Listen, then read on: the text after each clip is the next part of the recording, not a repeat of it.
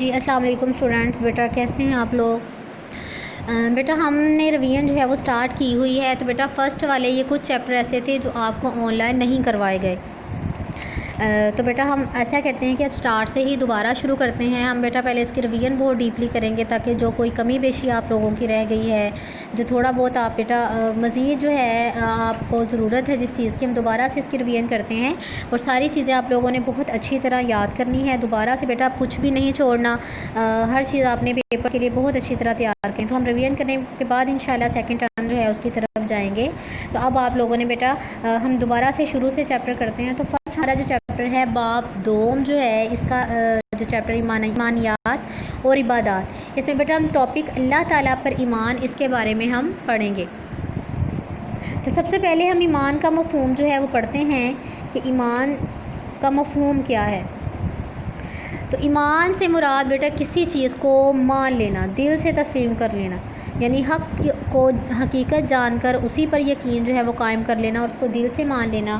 اسے جو ہے کسی چیز پر ایمان رکھنا، یعنی کہ آنکھیں بند کر کے. اب ہم نے بیٹا خود دیکھیں اللہ تعالیٰ کو ہم نے بظاہر خود تو نہیں دیکھا ہوا نا، ہمیں یہ یا آسمانی کتابیں جو قرآن پاک آپ صلی اللہ علیہ وسلم پر نازل ہوتے ہوئے ہم نے نہیں دیکھی، نہ ہی ہم نے بیٹا ہم جس چیز پر ایمان رکھتے ہیں یوم آخرت کو، اللہ تعالیٰ کو یا انبیاء کرام کو، فرشتوں کو، ان تمام چیزوں کو ہم نے اپنی آنکھوں سے نہیں دیکھا. تو ہم بیٹا ان چیزوں کو آنکھیں بند کر کے ماننا، ہم اپنے بڑوں سے، اپنے علماء سے، اپنے جو ہے وہ ہم یہ تعلیمات لیتے آ رہے ہیں، ہمیں اس کے بارے میں پتہ ہے، الحمدللہ ہم مسلمان ہیں، ہمیں اس بارے میں بتایا جاتا رہا ہے، تو ہم اسی بات پر ایمان رکھتے ہیں. تو ایمان کا مطلب جو ہے وہ مان لینا، بغیر کسی حجت کے، بغیر کسی دلیل کے کسی چیز کو دل سے تسلیم کر لینا اور پھر اس پر یقین جو ہے وہ قائم کر لینا، اس کو ایمان کہتے ہیں. نیکسٹ کیا ہے کہ ہر مسلمان کا ایمان یہ ہے کہ اللہ تعالیٰ ایک ہے، وہ ہمیشہ سے ہے اور ہمیشہ رہے گا، اس میں کوئی شک نہیں. ہم نے دیکھا نہیں اللہ تعالیٰ کو، لیکن ہم دل سے اس بات کا ایمان جو ہے وہ لاتے ہیں کہ اللہ تعالیٰ ایک ہے، وہ وحدہ لا شریک ہے، اس کا کوئی شریک نہیں ہے، وہ ہمیشہ سے ہے اور ہمیشہ رہے گا. وہ کائنات یعنی آسمان، زمین، چاند، ستارے اور سیارے وغیرہ ہر چیز کا پیدا کرنے والا ہے. ہر چیز کو اللہ تعالیٰ نے ہی پیدا کیا ہے. جو بھی چیز جو ہے وہ اس دنیا میں موجود ہے ہر چیز کا خالق ہے، ہر چیز کا مالک ہے، وہی سب کو رزق دینے والا ہے اور وہی سب کو پالنے والا ہے. تو کائنات کی کوئی بھی شے جو ہے، کوئی چیز اس سے پوشیدہ نہیں. پوشیدہ کہتے ہیں چھپی ہوئی ہونا، کوئی بھی چیز اس سے پوشیدہ نہیں ہے.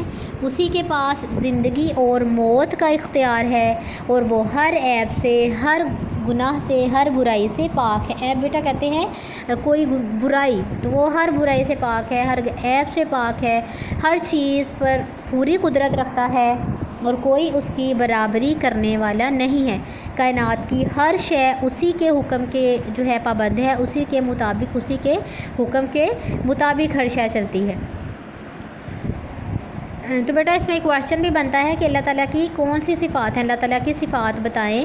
تو بیٹا آپ نے یہاں سے ساری یہ بتانی ہے کہ وہ ہمیشہ سے ہے، ہمیشہ رہے گا، اس کا کوئی شریک نہیں، وہ تمام کائنات کی چیزوں کو پیدا کرنے والا ہے، کائنات میں موجود ہر شے کا مالک ہے، سب کو رزق دینے والا ہے، سب کو پالنے والا ہے. کائنات کی کوئی بھی چیز جو ہے وہ اس سے پوشیدہ نہیں ہے، اس سے چھپی ہوئی نہیں ہے. اسی کے پاس زندگی اور موت کا اختیار ہے، وہ ہر عیب سے پاک ہے، ہر چیز پر وہ پوری قدرت رکھتا ہے، کوئی بھی اس کی برابری کرنے والا نہیں ہے اور کائنات کی ہر شے اسی کے حکم کے پابند ہیں.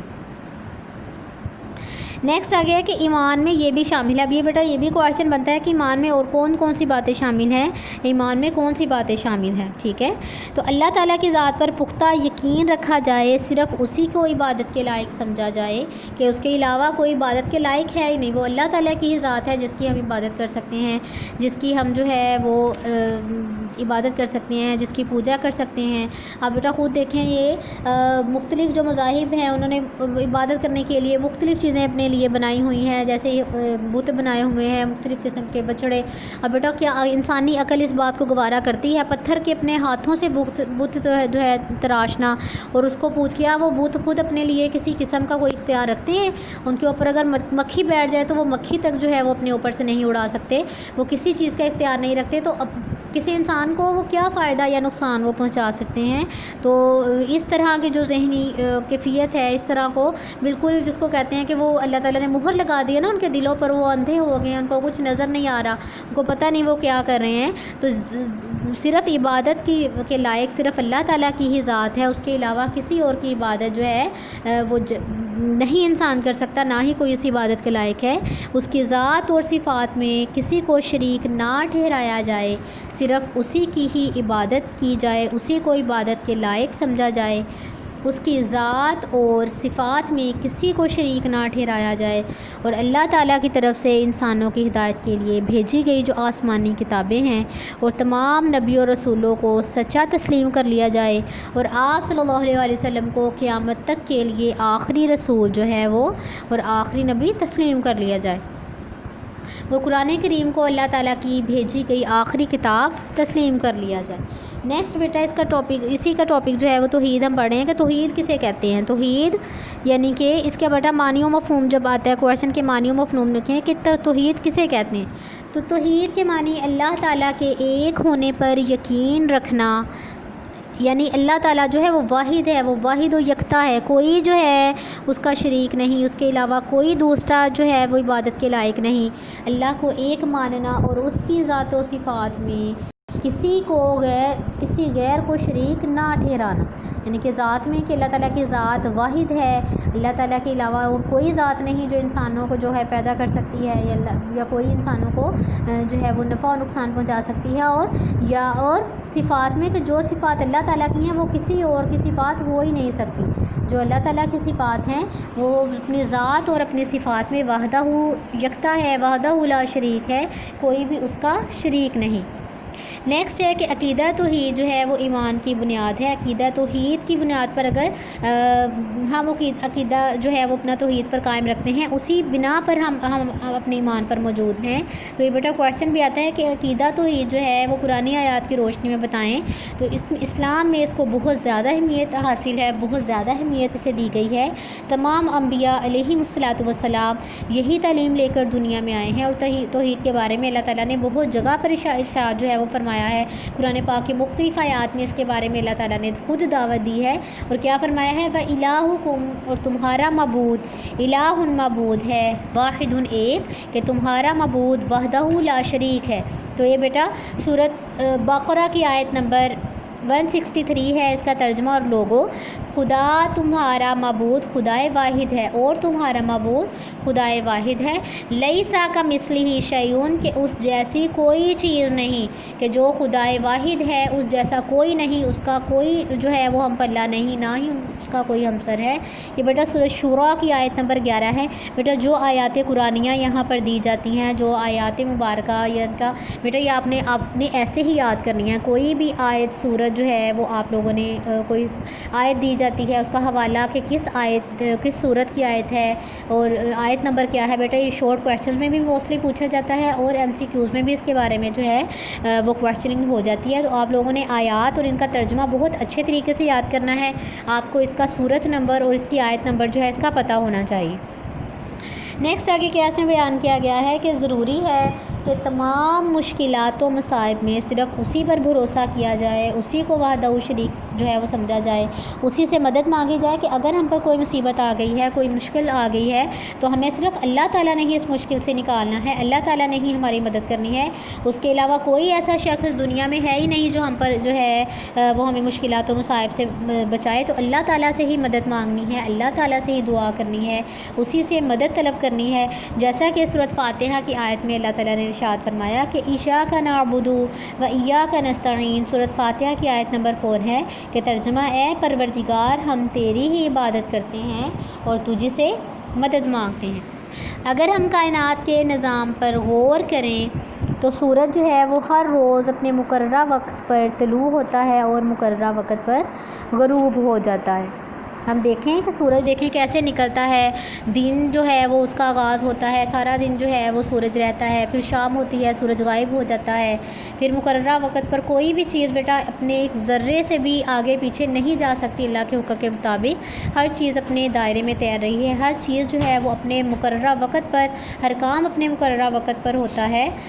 تو یہ کون یہ سارا نظام چلا رہا ہے؟ سورج جو ہے وہ اپنے ٹائم پر جاتا ہے، بعد میں جو ہے وہ شام ہو جاتی ہے، چاند جو ہے وہ نمودار ہو جاتا ہے، اپنا ایک خاص ٹائم جو ہے وہ اپنا اس کا مقرر ہے، اتنے ٹائم تک اس نے رہنا ہے، پھر وہ غائب ہو جاتا ہے، اگلا دن شروع ہو جاتا ہے۔ تو یہ سارا نظام جو چل رہا ہے، ستارے جو ہے وہ اپنے اپنے راستوں پر چل رہے ہیں، کوئی ایک دوسرے سے ٹکرائے بغیر وہ چلتے ہیں۔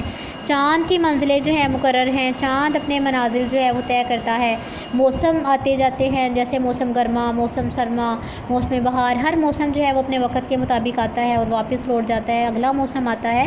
تو یہ سارا نظام جو ہے وہ خود بخود تو نہیں چل رہا، ہمارے ذہن میں آتا ہے نا کہ وہ کیسے یہ نظام چل رہا ہے، کوئی تو اس نظام کو چلا رہا ہے کہ سورج کو کیسے اپنے ٹائم پر جو ہے وہ لے کے آنا، مختلف موسم اپنے مختلف پر آتے ہیں، مختلف موسم جو ہے وہ اپنے جو ہے وہ اس کے جاتے ہیں۔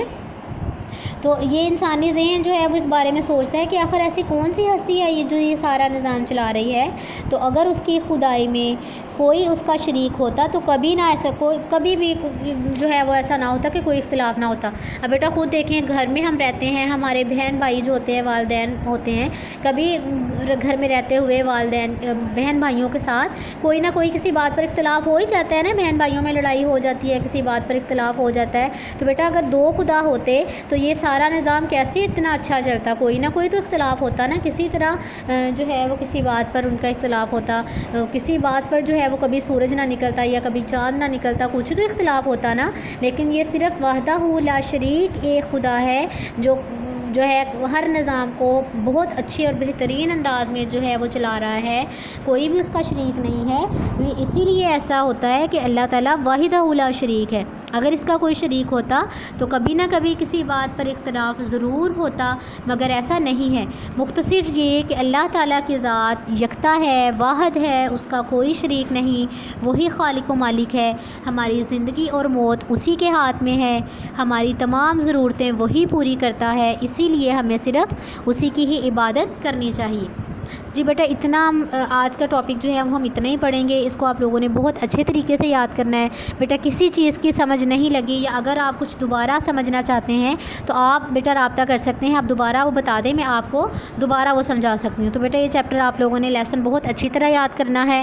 انشاءاللہ نیکسٹ ہم کل اس کو کمپلیٹ کریں گے اور اس کے مشقی سوالات کل ہم اس کو حل کریں گے۔ اوکے بیٹا، اللہ حافظ۔